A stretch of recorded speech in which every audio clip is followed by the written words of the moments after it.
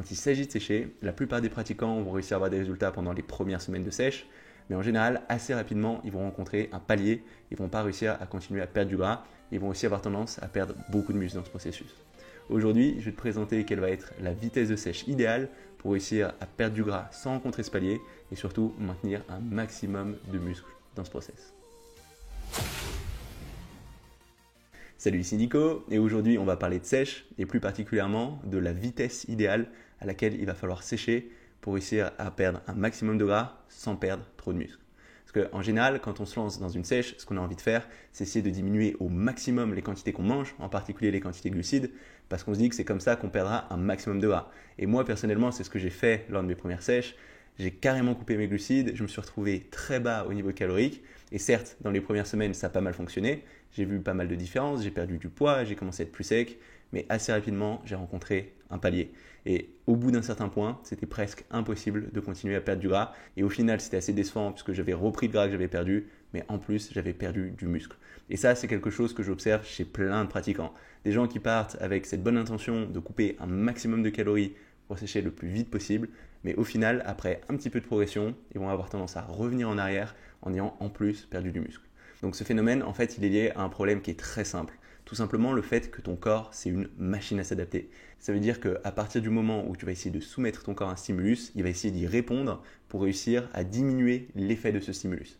Donc typiquement, dans le cas d'une sèche, si tu sèches trop vite, ton corps il va réagir à ce stimulus fort et essayer de limiter l'impact de cette sèche. Donc concrètement, qu'est-ce qu'il va faire ?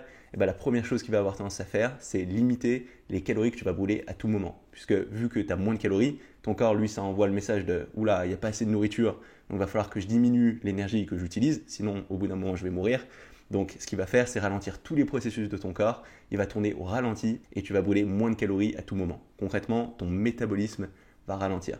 Donc ça, c'est quelque chose qu'on veut éviter, mais qui va arriver si jamais tu as tendance à diminuer trop vite tes calories.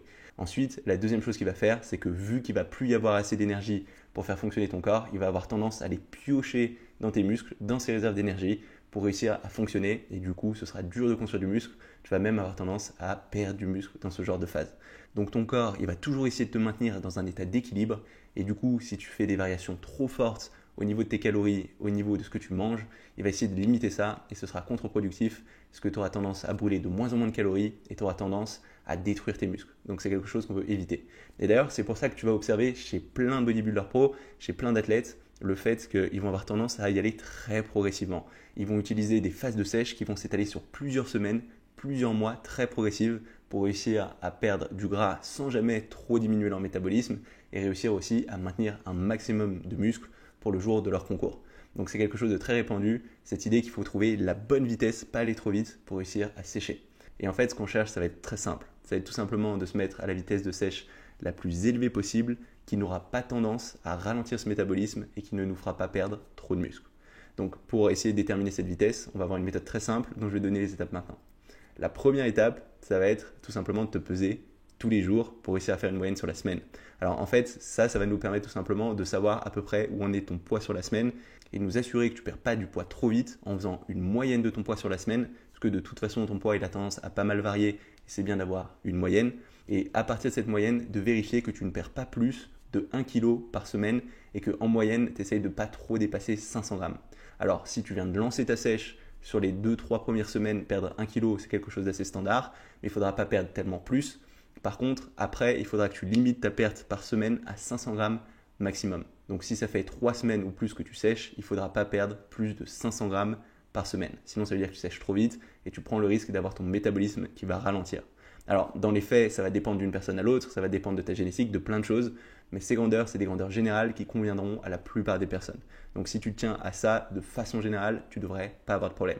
Donc, essayer de ne pas perdre plus de 1 kg par semaine pendant les 2-3 premières semaines et ensuite de ne pas perdre plus de 500 grammes par semaine.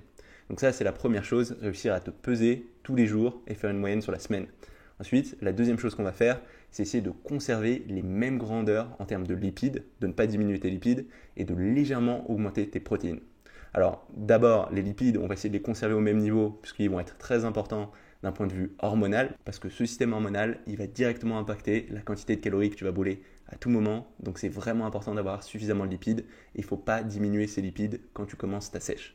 Ensuite, le deuxième point, ce sera d'augmenter légèrement ses protéines. Et l'intérêt de ça, c'est que quand tu vas mettre ton corps dans un état où il aura tendance à perdre du poids, dans un état catabolique, il aura aussi plus tendance à perdre du muscle, mais en augmentant les protéines qui ont un effet anabolique, c'est-à-dire un effet à l'inverse qui a tendance à te faire prendre du muscle, ça va avoir tendance à limiter cet effet catabolique et ce sera plus facile pour toi de retenir du muscle même en perdant du gras. Donc légèrement augmenter ta quantité de protéines, ça va être une bonne façon de ne pas perdre trop vite du muscle.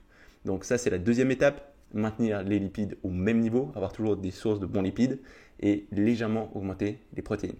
On arrive enfin à la troisième étape qui va être celle où on va calibrer les glucides.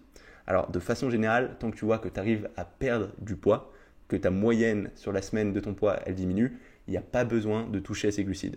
Mais à partir du moment où tu vois que ton poids stagne ou que ton poids réaugmente, là ce qu'on va faire c'est enlever 50 grammes de glucides par jour. Donc ça veut dire que sur une semaine type, tu auras peut-être 300 grammes de glucides. Et bah, si jamais tu vois que ton poids il réaugmente la semaine suivante, tu pourras passer à 250 grammes de glucides sur tous les jours de ta semaine. Et comme ça, à chaque fois que tu as un poids qui va être stable ou qui va avoir tendance à remonter, et bah, la semaine suivante, tu vas enlever en plus 50 grammes de glucides. Donc c'est essentiellement en diminuant ces glucides qu'on va réussir à diminuer ton total calorique et qu'on va réussir à perdre du gras petit à petit. Donc il faut y aller progressivement par palier de 50 grammes et tant que tu perds du poids, il n'y a pas besoin d'enlever plus de glucides. Il n'y a pas de vitesse trop lente pour sécher. À partir du moment où tu sèches, il n'y a pas besoin la semaine suivante de réenlever des glucides. Ce qui est important, c'est d'y aller progressivement. On ne veut surtout pas aller trop vite, sans quoi ton métabolisme il pourrait ralentir, tu brûlerais moins de calories et ce serait très dur de continuer à perdre du poids par la suite. Donc l'approche, c'est une approche vraiment progressive, parce que c'est seulement comme ça que tu ne vas pas rencontrer ce palier. Et même si au début tu perdrais plus vite en diminuant plus les calories, en fait si tu regardes à moyen long terme, tu perdras beaucoup plus de gras si tu as cette approche progressive. Donc voilà, ça va être tout pour ces 3 étapes. À partir du moment où tu te pèses, tu fais la moyenne sur ta semaine et que tu t'assures de ne pas perdre du poids trop vite, que tu gardes tes lipides au même niveau et que tu augmentes légèrement tes protéines, et ensuite que tu enlèves 500 grammes de glucides par jour quand ton poids reste stable ou quand ton poids a tendance à réaugmenter, tu verras, tu vas réussir à sécher efficacement et en quelques semaines, à l'échelle de 4-6 semaines déjà, tu devrais voir une grosse différence. Après, ça va dépendre des génétiques, ça va dépendre des personnes. L'important, c'est de suivre ce process, d'y aller de façon régulière et normalement, tu devrais même pas avoir faim si tu fais ça correctement. C'est tout pour cette vidéo. Si jamais elle t'a plu, n'hésite pas à mettre un petit pouce bleu. Si tu as une expérience ou une ressource en lien avec ce thème, n'hésite pas à les mettre dans les commentaires sous cette vidéo. Je pense que ça intéressera tout le monde. Si tu as une question pour moi, tu peux aussi me l'envoyer par mail à nico.dalam@gmail.com. J'essaye de répondre à tous mes mails, donc a priori tu auras une réponse. Et si tu n'es pas encore inscrit à ma chaîne YouTube, tu peux le faire maintenant. Comme ça, tu sauras quand je sors de nouvelles vidéos. J'en sors toutes les semaines. Et du coup, on se retrouve très rapidement pour une nouvelle vidéo. Salut!